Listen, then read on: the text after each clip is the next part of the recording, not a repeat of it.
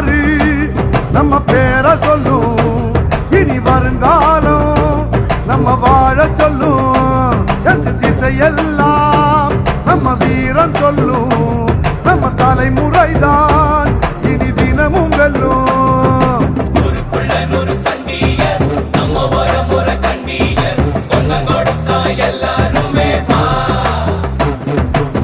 வேட்டையாடும் கூட்டமடா வேட்டையாடி பார்ப்போம்.